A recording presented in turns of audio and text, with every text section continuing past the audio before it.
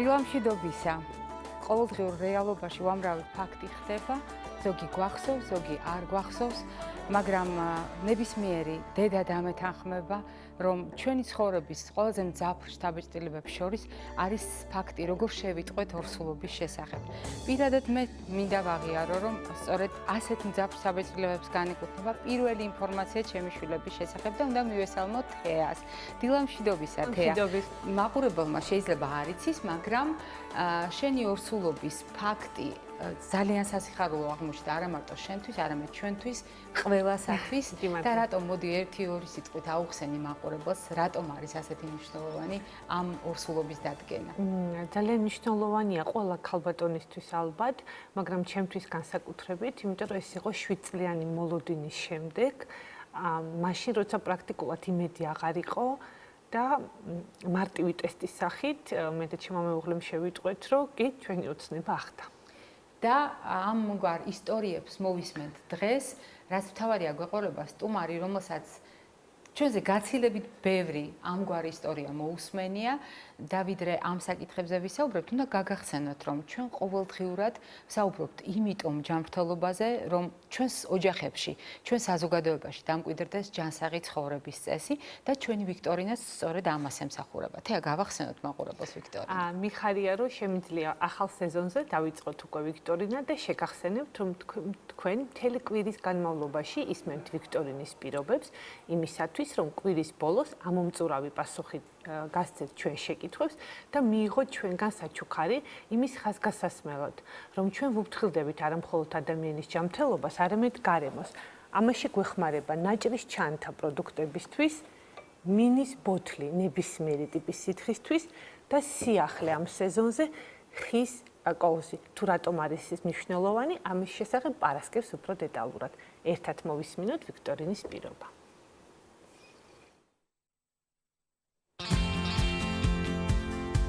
ჯანსაღი ცხოვრების წესის ფაქტორებია. სწორი კვება, ფიზიკური აქტივობა, იმუნიტეტის გაკაჟება, სტრესის მართვა, სქესობრივი კულტურა, მავნეჩვევების არქონა, განათლება, სიცოცხლის გახანგრძლივება და არაგადამდებ დაავადებათა თავიდან აცილება შესაძლებელია.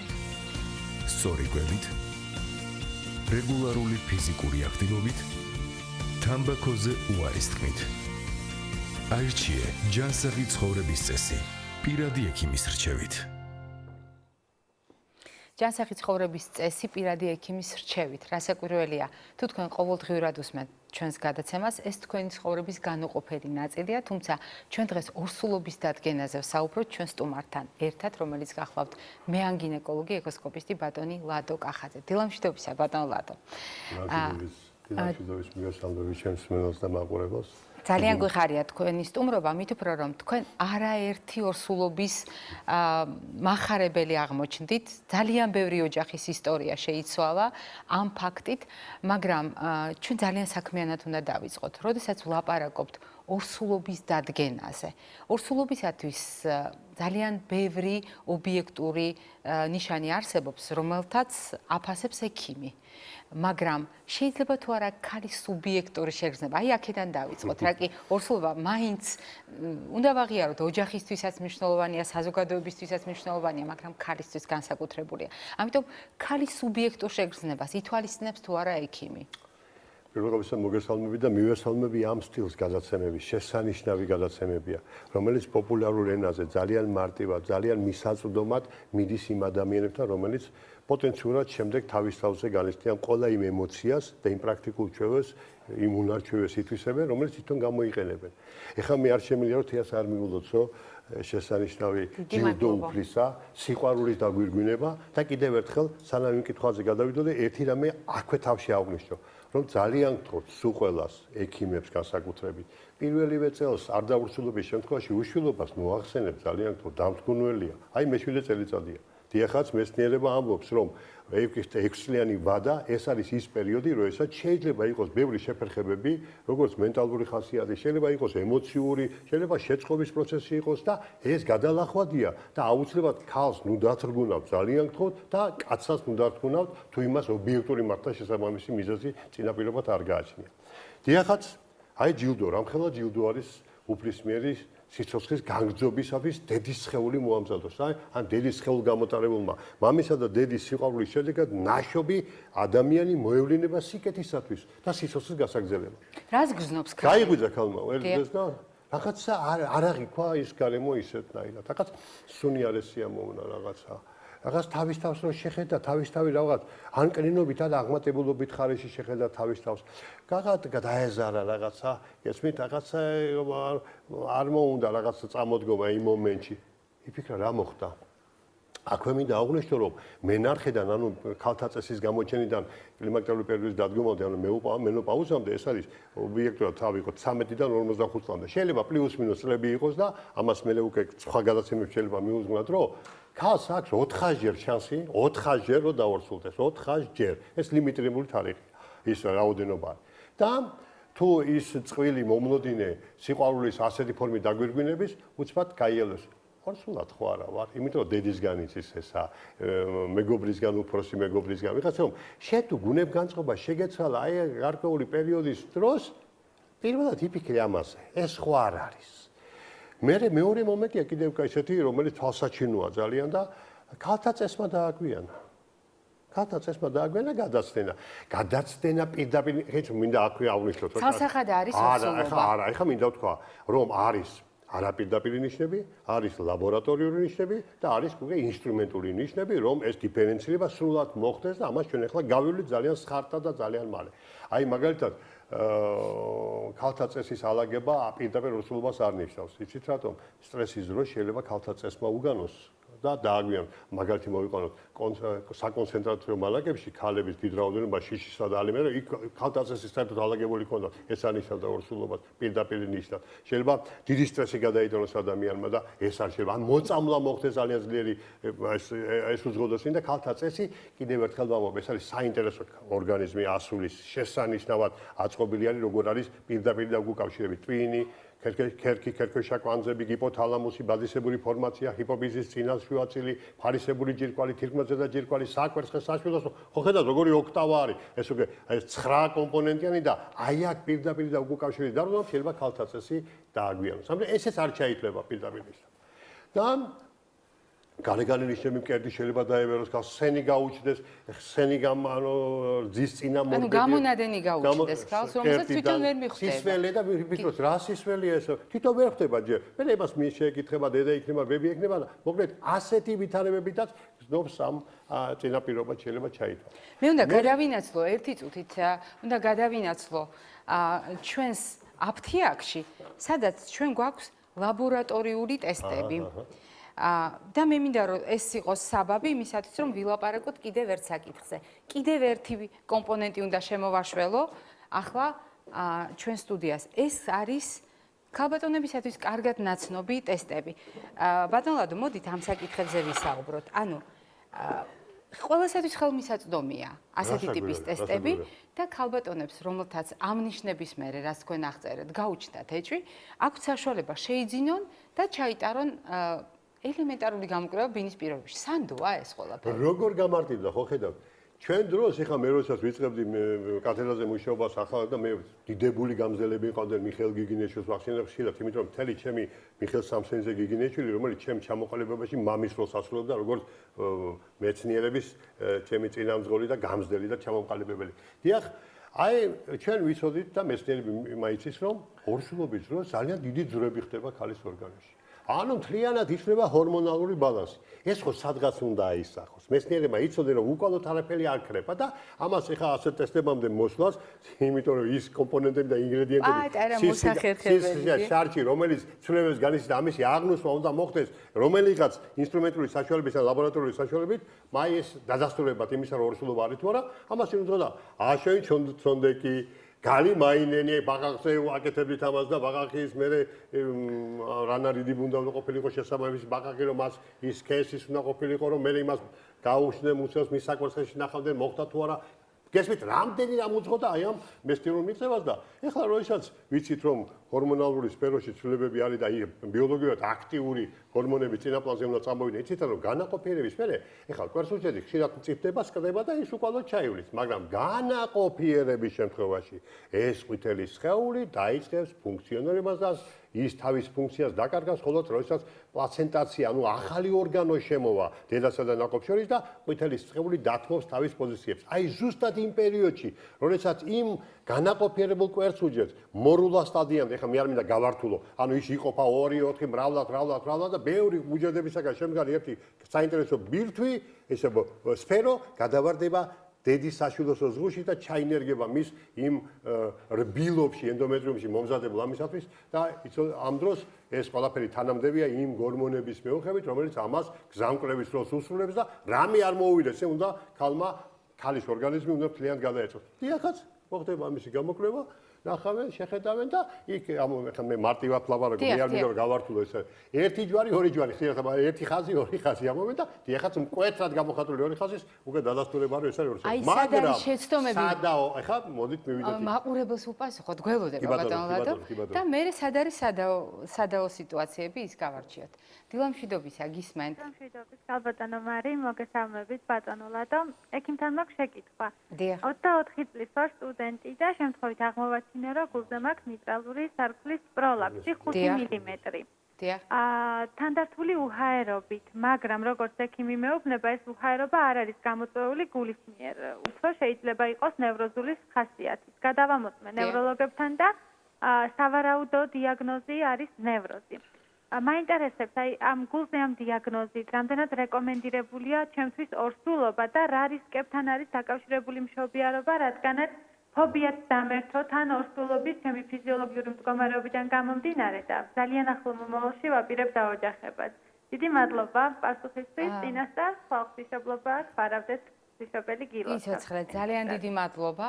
უპირველეს ყოვლისა უნდა გითხრათ, რომ არ შეშინდეთ, არასდროს არ შეშინდეთ, არასოდეს მიიღოთ განაჩენი სახით ნებისმიერი დიაგნოზი არის ჩვენს ხელთ, რეალურად ჩვენ შეგვიძლია მართოთ, მით უფრო რომ თუ მოვემზადებით, თუ გავერკვევით სიტუაციაში, ეს ნიშნავს იმას, რომ ჩვენ შევძლებთ კრიტიკული სიტუაციების ადვილად მართვას.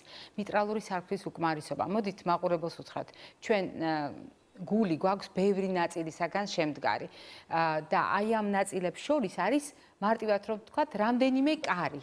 თუ ეს კარი არასრულფასოვნად იკეტება, არასრულფასოვნად მუშაობს, მოკლედ, ჩვენ სისხლ მიმოქცევას ექმნება პრობლემები. შეიძლება თუ არა ეს პრობლემა იყოს სირთულე და დაბრკოლება ორსულობისათვის. აჩნია ხარის ნაკლოვანების ხარის. საერთოდ ჩვენ როდესაც ვამბობთ რომ ორსულობა არის ჯილდო და ყველა ასული ამისათვის მოევლინა ქვეყანაზე რომ მან განიცადოს ის ძალიან დიდი სიხარული და ძალიან დიდი პასუხისმგებლობა რომელიც ახალი სიცოცხლის მოყვანას უძღვის წინ. დიახაც, მაგრამ არის ზოგჯერ უკუჩვენებები, როდესაც ეუბნებიან ექიმები, რომ ასეთ დროს სასურველია ორსულობა არ დადგეს, რატომ ეხლა ესეც განმარტოთ, იმიტომ რომ ორსულობა ეს არის ორგანიზმის ძალიან დიდი გამოცდა. ის ყველა საერთოდ ვიცოდეთ, რომ ორსულობის დროს თუ რამე არსებობს სუსტი რგოლი, ის თავის თავს გამოაჩენს იმ მომენტში. მაგრამ ეს არის გაფრთხილება, არის უკუჩვენებაც გარკვეულ შემთხვევაში. და არის აბსოლუტურად თანამდები და შეიძლება ისე გადააგოროს ასულმა, გაჩნია რა ხარისხია ის. რომ იყოს უკუნაკადებიც, იყოს კარედების უკმარისობა, იყოს ძგიდის უკმარისობა, მაგრამ ეს კომპენსირებული ფორმა კონდეს და აი გულის სისხლის მიმოქცევას, სასიცოცხლო ორგანოების სისხლით მომარაგებას, ჟანგბადისწორ მიწოდებას ხელს არ უშლიდეს ორსულობის იმ 280 დღის მანძილზე, სწორად მართვის შემთხვევაში და უკვე მომზადებული მშობიარობის დასასრულით. ჩვენ ვიცით რომ ასე დროს არის ჩვენებები, რომლებიც ქალს უკვე კიდევ ერთ დიდ გამოსვლას, რომელიც ორსულობას ფიზიოლოგიური პერვია ნატურალის, ანუ ფიზიოლოგიური გზით მშობიარობის დროს, დიდი ჭინთვებისა და დიდი ტკივილების დროს იქ ვარიდებთ ამას და უკვე ჩვენ რო თქვით რომ მე წინამძეგვი და ყველა საკეისრო კვეთას ხელაღებით, მაგრამ ჩვენებები და კიდე არის გაფართოებული ჩვენებები, მაშინ ქალს უმსუბუქებთ აი მეორე მშობიარობის პერიოდს და ადვილად მოვლენების შემთხვევაში ქალი თლიან დაცული იქნება. ფსიქოზებს რაც შეეხება და სტრესებს. ორსულობა ყველა სტრესის დამწყნარებელია. იმიტომ რომ იცოდეთ დედა, რომელიც უკვე განწყობილი არის ახალი სიცოცხლის მოსავლენად, ის ხდება სასწაული დაცვის მექანიზმების ქვეშ, რომელიც ქალს თვითონ იცავს ახალი სიცოცხლის მომსახურებისათვის. ამიტომ ყველა ასულს, რომელსაც ეს სიყვარულის როგორ ვთქვა, დასტურის ნიშნად, უფლის დასტურის ნიშნად, ახალი სიცოცხლის ჩაგასახებად არაფერი არ გემუქრებათ. თქვენი გვერდი დამცველი ყავთ, თქვენი მეუღლე, ოჯახი, წინაპირობა, უფალი, მეგობრები და ბოლოს ექიმები თქვენ სამსახურში დგანან, თავი და ბოლომდე უანგარო თავდადებული დონორები, რომლებიც თავის სისხლს და გამოცდილებას და ენერგიას მოგახმარეთ თვითონ არ ინერვიულოთ, პირიქით გაორსულით და მშვიდობიანად გადა. ეხლა სათანადო კონსულტაციებით ბატონო, კიდევ ერთი მაყურებელი. კი ბატონო. დილა მშვიდობისა, გისმენთ. გამარჯობათ. გამარჯობა. ასეთი შეკითხვა მაქვს. ორსულობის დასაწყისში ზოგჯერ ფეხმძიმეს აღენიშნება გამარჯობათ. გისმენთ, დიახ. ორსულობის დასაწყისში შეიძლება რომ ფეხმძიმეს ჰქონდეს დაბალი ტემპერატურა. კი. რამდენხან შეიძლება ეს გაგრძელდეს და ნორმაში ჩაითვალოს და რომელ ნიშნულამდე შეიძლება ჩაითვალოს ნორმაში? აი 37 და 1, 37, მაგრამ 37 და 4 თუ აქვს, აი ამ შემთხვევაში ეს რასთან შეიძლება იყოს დაკავშირი? პათოლოგია თუ ფიზიოლოგია შეიძლება ჩაითვალოს? კი ბატონო. დიდი მადლობა. წყინვალე შეკითხვა არის. წყინვალე შეკითხვა არის. ორსულობა ეს იცით რამხელა გამოცდა არის ორგანიზმის, იმიტომ რომ იქ ახალი წარმონაქმნი იქნება დედისა და მამის გამეტების შერწყმის შედეგად. ეს ბუნებრივად იმ ქალის ორგანიზმის უცხო სხეულად აღიქმება თავიდან. მას ადაპტაციის გარკვეული დრო ჭირდება და ყოველი ადაპტაციას წინ უძღვის საპასუხო რეაქცია. რეაქციები, რომლებიც 37, 37 და 1, 37 და 2 ეს ტემპერატურა ითვლება ორსულობისათვის მახასიათებელ არაბედაბერ ნიშნად და პირდაპირ არ შეიძლება მისი გავრცობა. მაგრამ შემდეგ თუ მან აიწია სენსიბილიზაცია ორგანიზმის, ესე იგი მაღალია ამ აგენტის, ამ ახალ შემოსული სიცოცხლის საწყისის მიმართ და მაშინ მოსაკვლევი იქნება ამ ასულის მზაობა ამ ორსულობის გასაგრძელებლად და ეს ბევრ რამეს ალერგიული ტესტებია, იქ არის ფარისებური ჯირკვლის ფუნქციის გამოკვლევა, იქ არის ცენტრალური ნერვული სისტემა გამოსაკვლევი, იმიტომ რომ ეს ყველაფერი არის საპასუხო რეაქცია.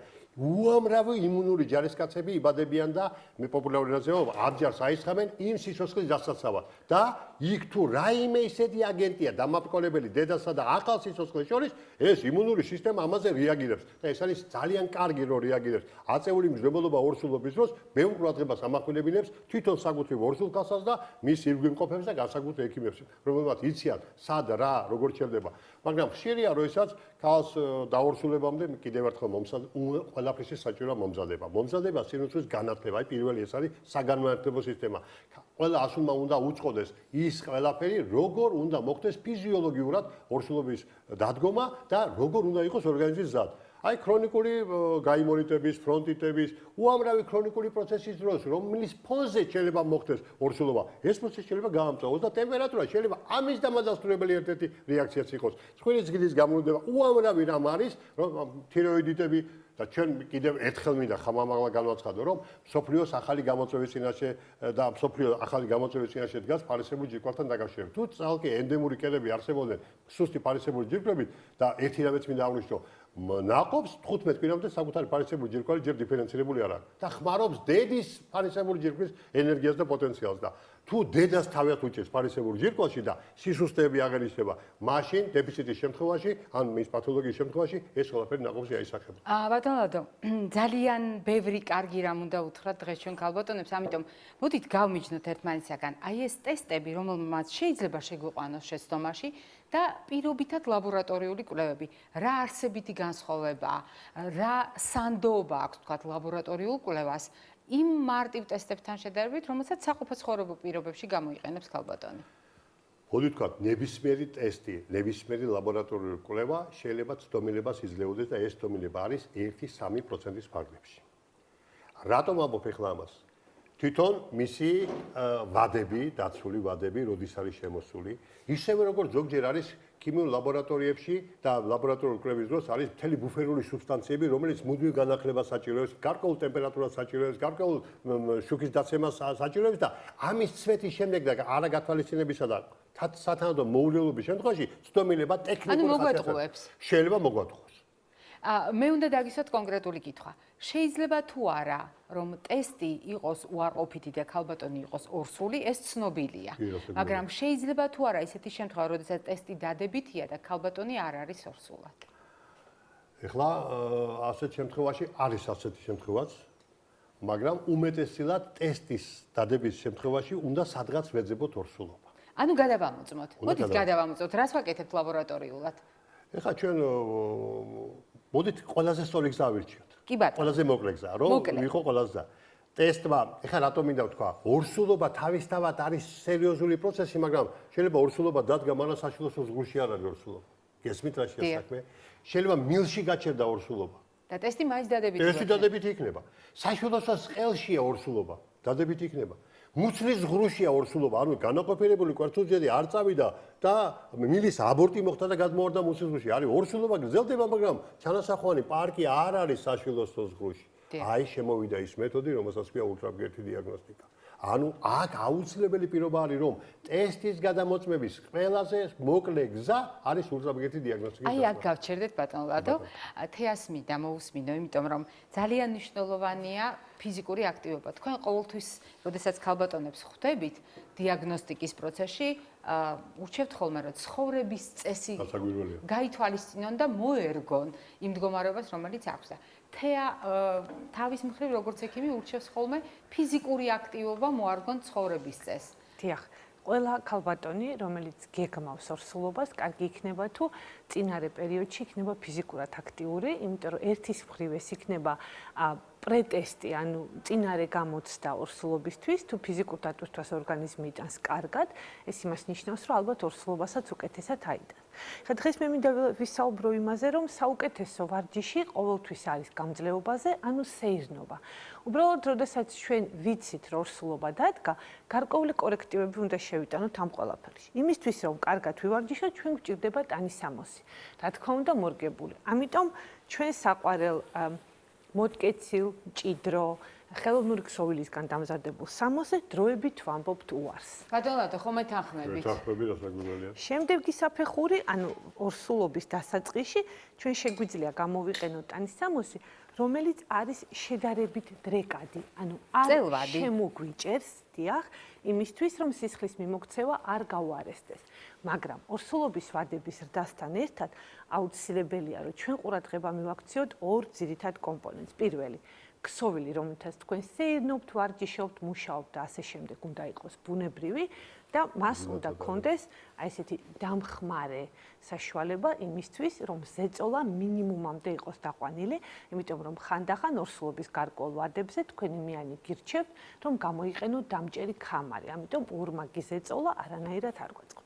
ფეხსაცმელი რატომ არის? ასევე ძალიან მნიშვნელოვანია, რომ ქალბატონებს, მით უფრო თუ ორსულობა არ იყო დაგეგმილი და ეს არის მოულოდნელი, ძალიან უჭირთ ხანდახან ცხოვრების წესის შეცვლა და ყველასათვის საყვარელ ფეხსაცმელებზე უარის. დიახ, ანუ ქალურობის გამომხატველ ფეხსაცმელზე უარის თქმა.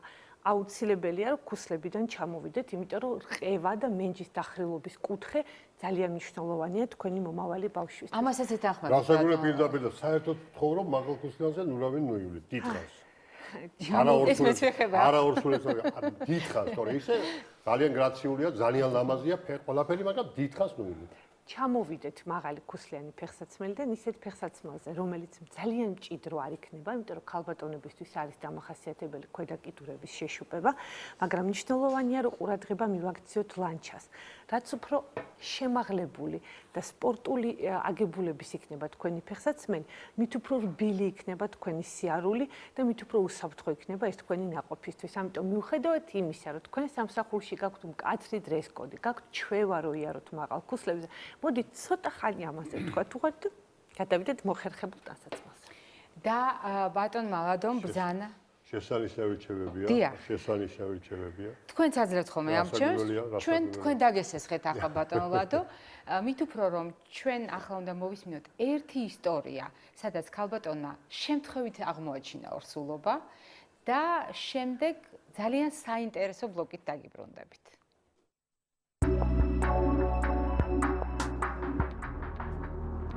უკვე 5 წელია რაც გათხოვილი ვარ და ეს არის ჩემი პირველი ფეხმძიმება. ვარ მერვე თვეში და ველოდები ერთ თვეში ოქტომბრის 15-ის მერე, ანუ 20-ისკენ. უკვე ვიცით, რომ ველოდებით გოგოს, რაც ძალიან გაგვიხარდა მეც და ჩემ მეუღლესაც. და ნელ-ნელა ეს ბოლო თვეები უკვე ძალიან აქტიურად ვემზადებით ბავშვის ტანსაცმლის თუ ავეჯის თუ ყველაფრის ყიდვით და ძალიან ვარ ჩართულები ანუ ამ სამზადისში და ძალიან გვიხარია. მაქვს ძალიან უპრობლემო ორსულობა, ანუ არ მქონია არანაირი ტოქსიკოზი ან სხვა გართულებები, ანუ რაც შეიძლება მქონოდა ორსულობის დროს. ხასიათის ცვლილება ემოციური გავხდი ისე, მეტი არაფერი ისეთი მნიშვნელოვანი. მუშაობ ჩვეულებრივად, ანუ ორსულობის შემდეგ უკვე მერვე თვეა, მაინც დავდივარ სამსახურში, დეკრეტში ვაპირებ 2 კვირაში გასვლას.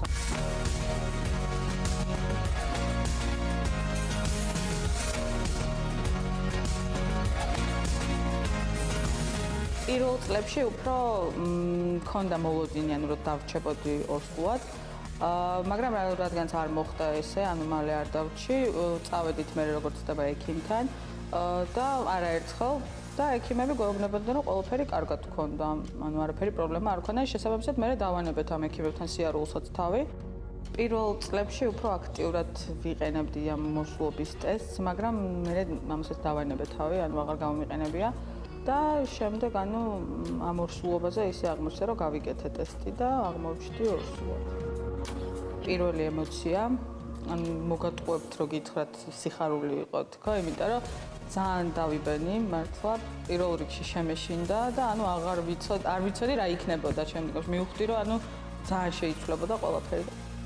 ჩემი მეუღლე არ იყო სახლში, სამსახურში იყო და ვაიბერში ჩავუგდე ეგრევე ამ ორსულობის ტესტის სურათი და შოკში იყო იქიდან ვერ მივხვდა საერთოდ რა ხდებოდა, იმიტომ რომ მართლა აღარ ველოდებოდით საერთოდ. საკუთარი გამოცდილებიდან შემიძლია ვთქვა, რომ ბევრი არ უნდა ინერვიულო, ანუ ამ საკითხზე, მით უმეტეს როცა იცი, რომ პრობლემა არ არის რეალურად და უნდა იფიქრო იმაზე, რომ ყველაფერი იქნება კარგად.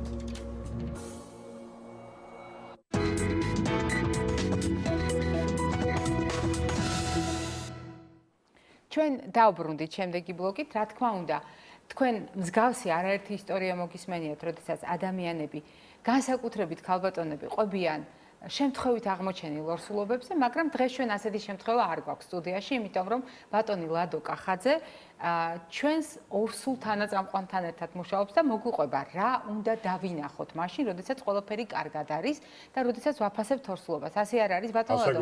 თქვენ ბრძანეთ რომ ეკოსკოპია არის ყველაზე ინფორმაციული ამ შემთხვევაში. სადავო საკითხებს რომ მოგვიგوارებს და გადაგვიწყეთ. რატომ? რას დავინახავთ ჩვენ? უდავოდ. აი ხა თქვა პირველი თავიდან ულტრაბგერითი გამოკვლევა, ეს არის უსაფრთხო. ეს არის მაღალი ალბათ სწორი დიაგნოზი. ეს არის სწრაფი და ეს არის შედარებით იაფი. განსაკუთრებულად მინდა აღვნიშნო, ულტრაბგერითი დიაგნოსტიკა ალბათ ქალებისთვის, ქალები არიან ამისი პირველი მიზეზი, სადაც უალტერნატივოა. იცით რატომ? უნდა უმაგლოთ ასულებს და დონალდს, მეცნიერ დონალდს, შოტლანდიელს, რომელმაც 1958 წელს სულ ახალია ეს მეთოდი. ეს ჯერ აგერ არის გასული საუკუნის 50-50-იან წლებში. თქვა რომ ქალთან რენტგენს ნუ მიაკარებ საკვერცხე არ შეიძლება და რენტგენის სხივები. ნაყოფს მუსლადყოფს რენტგენი არ შეიძლება და სხვა დიაგნოსტიკა არ არსებობდა ამ დროს და მე ის რაც ურთამგედამ გამოიარა სამხედრო გამოიარა მეცნიერება გამოიარა დეფექტოსკოპია, ყველაფერი მილების დიაგნოსტიკაც ყველაფერი, ასე მილების სიმთელისა და უამრავი, ანუ მან გამოიარა ეს სასწაული გზა და მოვიდა მედიცინამდე 40-იან წლებში პირველად. და მოვიდა ადამიანთან ახლა. და ურთაბგერითი დიაგნოსტიკით პირდაპირ იწყება პირდაპირი ნიშნების დიფერენცირება მუსლად ყოფი ორსულობის, საშვილოსოს ღრუში მყოფი ორსულობის და ახლა ჩვენ გვინდა წარმოვიდგინოთ თქვენ რას ხედავთ ბატონო. აი, ახლა ვნახოთ. ეხლა მოცემულ შემთხვევაში ჩვენ საქმე გვაქვს დიდ ორსულობას. დიახ. ეს არის საინტერესო დიდი ორსულობა და ამ ორსულობის დროს კვლევარი დაждდება რა პაციენტთან ჯერ გაესაუბრება, მოიკითხავს, ყველაფერს გაუადვილებს მის ემოციურ სტრესის მდგომარეობას, შემდეგ საკონტაქტოდ ამ დროის გავლის მერე დაიწყებს დათვალიერებას და მიიღებს შემდეგ სურათს, რომ პირველი ვადასტურებ, რომ აქ არის ორსულობა და არა მარტო აქ არის ტყუპით ორსულობა. ორი ნაყოფი გახლავთ, ბატონო. ეხლა მე ძალიან საინტერესო რამე მინდა გითხრათ. ეს ნაყოფები არიან ერთმანეთთან ასეთ კონსტრუქციაში. პირველი ნაყოფი არის ირიბ მდებარეობაში, რომლის წინამდებარე ნაწილი თავი გახლავთ საშვილოსნოს ქვემო მესამედში, ანუ ყელისკენ. ეს არის და მეორე ნაყოფი გახლავთ გარდიგარდ მომდებარეობაში, ესეც ირიბთან მოსაზღვრე, მაგრამ უფრო გარდიგარდმოში, რომლის თავი გახლავთ მარჯვენა კუთხესთან. მოკლედ, ჩვენ შეგვიძლია ამ შემთხვევაში უკვე ინფორმაციის სახით დავასვათ შემდეგი. პირველი, რომ ორსულობა პროგრესირებს. რატომ რამაზებს ამის საშუალებას? მე ახლა აი ამ პროცესში უკვე შევხედე, რომ ნაყოფის ორივე ნაყოფის გულის სემა არის კარგი. მაგრამ მე ჯერ გული არ დამითვალიერებია. მე მხოლოდ შევამშ და დედას პირველად მივახარებ. დამშვიდი ძვირფასო, ორსულობა პროგრესირებს, ორივე ნაყოფი თავს კარგად გზნობს და უსაფრთხო გარემოში. ანუ იზრდებიან და ვითარდებიან, არა? ვით ახლა ამ მოცემულ შემთხვევაში, ანუ ჩემი გამოკვლევის პროცესი. შემდეგ მე და მკვლევარი ნებისმიერი იწყებს თითოეული ნაყოფის დათვალიერებას. და დათვალიერებას ყოველთვის იწყებს თავის გაზომვით. ანუ უნდა ნახოს თავი, დიდის ნაწილები თავი, ტანი, კიდურები, შემდეგ უნდა ჩაუღრმავდეს თავში არსებულ სტრუქტურებს და ჩვენთვის ყველაზე მთავარი არის თავის ტვინის ლატერალური პარკუჭები. რას ნიშნავს ესა? ტვინი და ლატერალური პარკუჭები. ეს არის ის მონაცემთა აუცილებელი პირობა, როდესაც შენ ამბობ ტვინში ყველაფერი წესრიგშია, პროპორციები დაცულია და არ არის არც მიკროცეფალია, არც გიდროცეფალია. გიდროცეფალია ნიშნავს მაშინ, როდესაც ტვინში არსებული ნორმით გათვალისწინებული სითხის რაოდენობა აჭარბებს ზღვარს და ის ხდება ტვინის ქსოვილის ჩანაცვლების ხარჯზე. და ეს სიცოცხლესთან შეუთავსებელია. ამ შემთხვევაში მე მხოლოდ განმარტებისას ვიძლევი, აქ ვამბობ აბსოლუტური წესრიგია და დედა გამქნევებული მყავს ამ მონაცემით. იმიტომ შეიძლება იყოს მეორეც იყოს არამანიფესტირებული გიდროცეფალია, როდესაც თავის გარეგანი ზომები ნორმაშია, მაგრამ ტვინის შიდა სტრუქტურები უკვე პარკუჭებსა და ტვინის ქსოვილს შორის არსებული პროპორციები დარღვეულია პარკუჭების უპირატესობით. შემდეგ ასე დროს, როდესაც ჩვენ ამას დავათვალიერებთ, ამ ბაზაში უკვე უნდა ვნახოთ ვილიზიის დახურული წრე. ჩვენ ვიცით, რომ ტვინში მიედინება სიზარღვების დიდი სიზარღვები, რომლებიც მიიტანენ სისხლს ჟანგბადით გაჯერებულს და უკან წამოიღებენ იმ ნახმარ სისხლს. ანუ ეს არის საძილე არტერიებისა და პარავერტებრალური არტერიების და ვერტებრალური არტერიების მიერ შექმნილი წრე. ანუ ხერხემლის არტერიები მარტივად რო ვთქვი. ხო, ხუით და მაყურებელს მარტივად. დიახ. და ამის დიფერენცირებასაც მოახდენს მკვლევარი იტყვის. შემდეგ თავის ტვინის ქალას ნაწილს გადმოინაცვლებს თანას ნაწილში და ნახავს სახის ნაწილს და ნახავს ორბიტები, როგორ არის დაცილებული თვალის ორბიტები. ცხვირის ძვალი როგორ მდგომარეობაშია, როგორ არის ნიკაპი მდგომარეობაში და პირის ღრუღა მდგომარეობაშია და იწყებს მის შეფასებას. აქვე მინდა მოუხმო ჩვენ მსმენელს და მაყურებელს, რომ ტექნიკის განვითარების მომდევნო საფეხურზე 3D და 4 დღე გამოსახულებებმა საშუალება გახადა გარეგნული ვიზუალების ნახვა. ჩვენ ვნახულობთ ეხა სტრუქტურას. ვის გავს, დედას თუ მამას? ნახავთ? არა, აქ ასე დიფერენცირება. არა, ეს აინტერესებთ ხოლმე. ხშირად ასეთ კითხვას ვამენ, ნამდვილად ბევრი ჩვენთაგან. იქ შეიძლება ნახო ბურთღლის ტუჩი გამოარჩიო, იქ ნახო ხერხემლის თიაქარი, ხერხემლის თიაქარს ჩვენს ვნახულობთ ორგანზომილებებში, მაგრამ იქ სამგანზომილებებში ეს გარეგანი ნიშები უფრო კარგად ჩანს. კარგად ჩანს ძალიან ის დედიდან ნაყოფზე პლაცენტიდან გამოვალი ჭიპლა არის გარეგანი გარსი, თორე ჭიპლაში სისხლის მიმოქცევა მხოლოდ ამ მეთოდით და 2D გამოსახულებით იქ მიიქცევა. ეხლა ჩვენ გარდა ნაყოფისა გადავინაცვლებთ ტანის არეში. აუცილებლად და პირველ ყურადღებას გავამახვილებთ გულზე, იმიტომ რომ მუსლათყოფი ნაყოფის გულის სისხლის მიმოქცევა, ანუ მუსლათყოფი ნაყოფისა ცოტათი განსხვავდება დედის დაბადებული ადამიანისგან. იმიტომ იქ მცირე წრე არ არსებობს ჩართული მცირე წრე. ის დაბადების შემდეგ, როცა დაიყოლებს ნაყოფი, მაშინ დაემატება ახალი წრე. ამიტომ უნდა ვიცოდეთ, რომ ის თავისებურება, რომელიც სისხლის გადადინებას წინაგულებიდან პარკუჭი ან და წინაგულიდან პარკუჭაშივაც გიდის არსებობა, ეს ზოგჯერ არის ის დეფექტის არსებობა დასაშვებ ნორმაში და შეიძლება დედა არ შეაშინო. ამას თქვენ დაინახავთ. გასაგებია ამას ყველაფერს დაინახავს ეკი. დიახ. როდესაც მორჩება, ეხლა დაათვალიერებს ნაყოფის გულს, დაათვალიერებს თირკმელებს, ნახავს ნაყოფის ღვიძლს, ნახავს ნაყოფის შარდის ბუჩს და ასე და ასე. ხშირად არის, ეხლა ამ შემთხვევაში მე ვამბობ პათოლოგიას უნდა მოვიხმო, რომ შეიძლება თითოეულ მათგანში აკარდია. მე მინახავს, რომ ნაყოფი არის და გული არ არის. ეს სიცოცხლესთან შეუთავსებელია. ჯერ სანამ სიცოცხლესთან შეუთავსებელია, საკურველია და ახლა ამისი გახმოვანება და დედასრულებას ეთქვი, ეს ძალიან დიდი ტრაგედია, მაგრამ ეს უნდა უთხრა, იმიტომ რომ ასეთ პათოლოგიას ნახულობ. შეიძლება ნახო ნაყოფი, რომელსაც ევენტერებულია ყველაფერი. ანუ მუსლის გულს ორგანოები ნაწლავებში არის გარეთ, თითი აქ არია და ნაყოფი ესე სიცოცხლესთან შეუთავსებელია.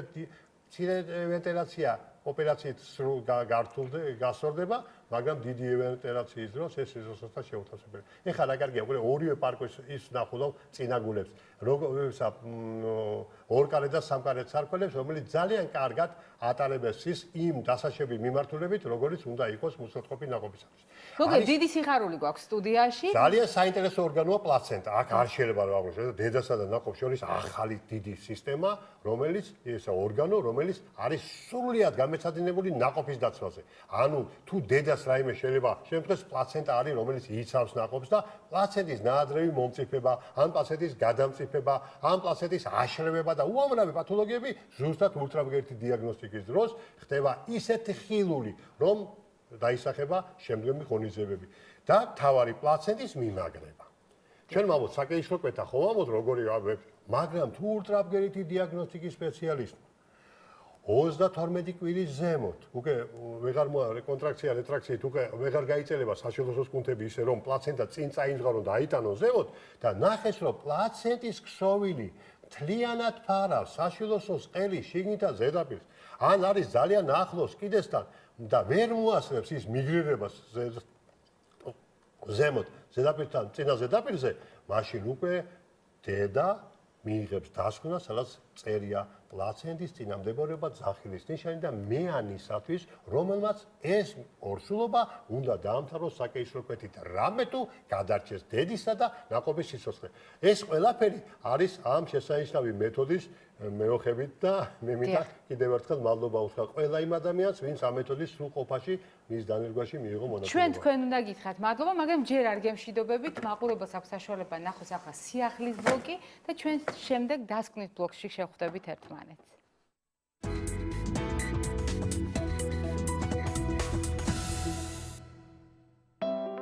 უახლესი ტომოგრაფიული საშუალებებით შესაძლებელია იმის დადგენა თუ როგორ მოქმედებს წყალი ჩვენს მადაზე, კუჭსა და ტვინზე. უახლესმა აპარატურამ ნიდერლანდების ვაგენინგენის უნივერსიტეტის მეცნიერებს ახალი აღმოჩენისკენ უბიძგა. მათ კუჭისა და ტვინის ტომოგრაფიებზე რეალურ დროში დაკვირვებით ნახეს, რამდენად შეთანხმებულად მოქმედებენ ისინი ჭამის დროს. 19 მონაწილეზე დაკვირვების შედეგად მეცნიერებმა აღმოაჩინეს, რომ წყლის გაზრდილი მოხმარებისას კუჭიდან ტვინს დანაყრების შეტყობინება გადაეცემოდა. მეცნიერების ეს ახალი აღმოჩენა საშუალებას იძლევა მომავალში დანაყრების შეგრძნების, კუჭის მოცულობისა და ტვინის მოქმედების ურთიერთქმედების გამოკვლევის. ტომოგრაფიის დახმარებით კვლევარებმა ნახეს თუ როგორ მოქმედებდა სხვადასხვა რაოდენობის წყალი კუჭის წელვადობაზე. ერთთან შედარებით 2 ჭიქა წყლის მიღების შემდეგ კუჭის მოცულობა გაორმაგდა. ამასთან მონაწილეს ჰქონდა დანაყრების შეგრძნება. ჩვენ აღმოვაჩინეთ, რომ წყლის მცირე რაოდენობით გაზრდა შეუძლია შეცვალოს ჩვენი ორგანიზმი. ვაგენინგენის უნივერსიტეტის მეცნიერები ვარაუდობენ, რომ ახალი კვლევა დაეხმარება ადამიანებს იკვებონ ჯანსაღად და უარი თქვან ზედმეტ საკვებზე. სად ვიწყებ?